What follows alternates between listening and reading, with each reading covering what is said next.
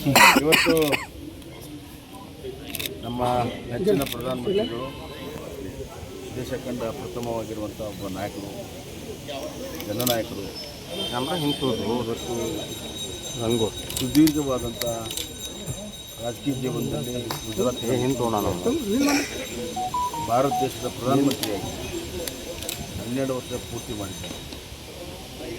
12 ವರ್ಷ ಪೂರ್ತಿ ಮಾಡೋದು ಅಷ್ಟೇ ಅಲ್ಲ, ಅತಿ ಹೆಚ್ಚು ದಿನಗಳು ಚುನಾಯಿತ ಪ್ರಧಾನಮಂತ್ರಿ ಅನ್ನುವಂಥ ದಾಖಲೆಗಳನ್ನು ಮಾಡಿದ್ದಾರೆ.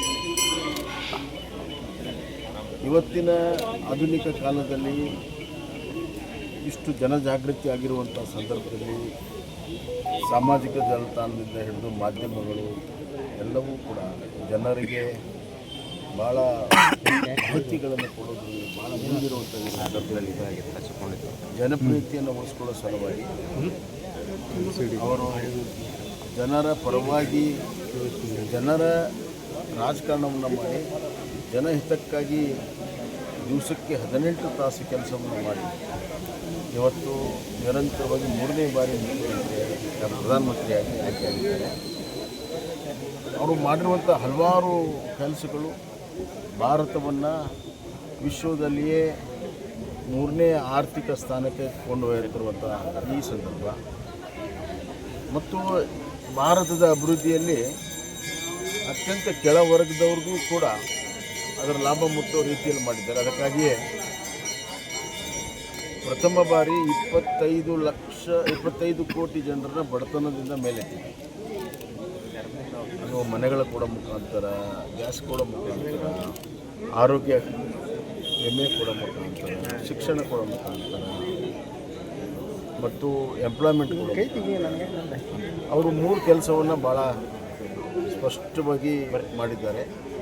ಜನಸಾಮಾನ್ಯರಿಗೆ, ಬಡವರಿಗೆ, ದೀನದಲಿತರಿಗೆ, ಹೆಣ್ಣು ಮಕ್ಕಳಿಗೆ ಮತ್ತು ಯುವಕರಿಗೆ ಎಜುಕೇಷನ್, ಎಂಪ್ಲಾಯ್ಮೆಂಟ್, ಈ 3 ಕೊಟ್ಟಿರುವಂಥ ಧೀಮಂತ ನಾಯಕರು ಯಾರಾದರೂ ಇದ್ದರೆ ನರೇಂದ್ರ ಮೋದಿ ಅವರು.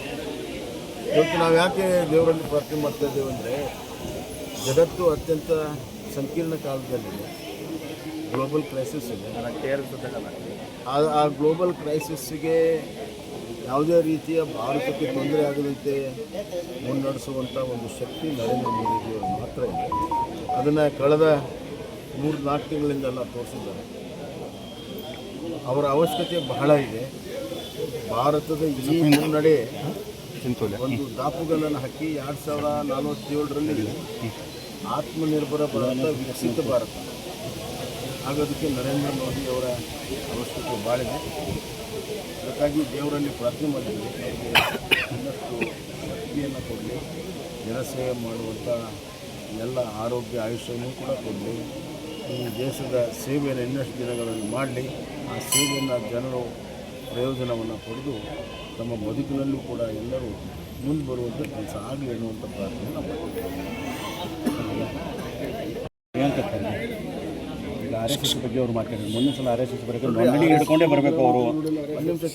RSS ಬಗ್ಗೆ RSSಗೆ ಸುದೀರ್ಘವಾದ ಇತಿಹಾಸ.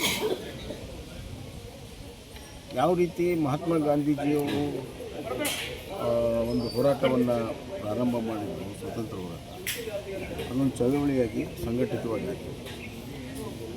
ಕಾಂಗ್ರೆಸ್ಸು ವಿದೇಶಿಯರಿಂದ ಸ್ಥಾಪನೆ ಆಗಿರೋದು, RSSಸು ಸ್ವದೇಶಿಯಿಂದ ಸ್ಥಾಪನೆ ಆಗಿರೋದು. ಹೀಗಾಗಿ ಇದಕ್ಕೆಲ್ಲ ಮನ್ನಣೆ ಗಿಂದನೆ ಪ್ರಶ್ನೆಗೆ ಬರೋದು.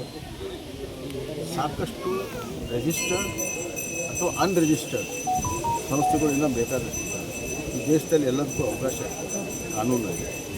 ಅದು ಎಲ್ಲಕ್ಕಿಂತ ಹೆಚ್ಚಾಗಿ RSS ಇವತ್ತು ಜನಸೇವೆಯಲ್ಲಿ ಬಹುತೇಕವಾಗಿ ಇಡೀ ಜಗತ್ತಿನಲ್ಲಿಯೇ ಅತಿ ದೊಡ್ಡ ಸಂಸ್ಥೆ ಮತ್ತು ಜನಸೇವೆಯಲ್ಲಿ ಅತ್ಯಂತ ಶ್ರೇಷ್ಠವಾಗಿರುವಂಥ ಕೆಲಸವನ್ನು ಮಾಡ್ತಾರೆ RSS. ಹೀಗಾಗಿ ಈ ಥರ ಕಾಲಕ್ಕೆ ಅವುಗಳ ಕೆಲವರೆಲ್ಲ ಈ ಥರ ಪ್ರಶ್ನೆ ಮಾಡ್ತಿರ್ತಾರೆ. ಆದರೆ ಯಾವತ್ತೂ ಜಗ್ಗದೇ ಬರ್ತದೆ. ಜನಸೇವೆಯನ್ನು ಮುಂದುವರೆದುಕೊಂಡು RSS ಹೋಗ್ತದೆ. ಅದರ ಮಾರ್ಗದರ್ಶನದಲ್ಲಿಯೇ ನಮ್ಮ ರಾಜಕೀಯ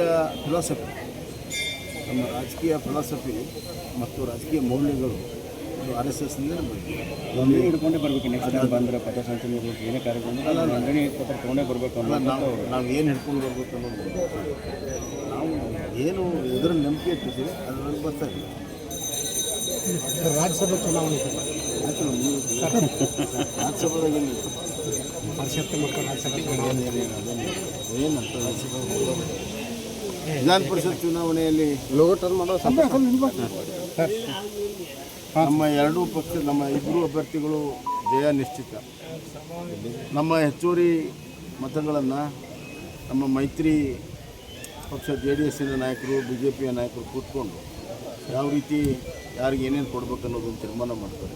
ನಮ್ಗೆ ವಿಶ್ವಾಸ ಇದೆ ನಮ್ಮ BJPಯ ಎರಡು ಅಭ್ಯರ್ಥಿಗಳು ಮತ್ತು ಮೈತ್ರಿ ಅಭ್ಯರ್ಥಿ ಮೂರನೇ ಅಭ್ಯರ್ಥಿ ಕೂಡ ಗೆಲುವನ್ನು ಸಾಧಿಸ್ತಾರಂತ ವಿಶ್ವಾಸ ನಮಗೆ. ಹೆಚ್ಚಿನ ವಿಡಿಯೋಗಳಿಗೆ ಪ್ರತಿಧ್ವನಿ ಯೂಟ್ಯೂಬ್ ಚಾನೆಲ್ ಸಬ್ಸ್ಕ್ರೈಬ್ ಮಾಡಿ, ಬೆಲ್ ಐಕಾನ್ ಕ್ಲಿಕ್ ಮಾಡಿ.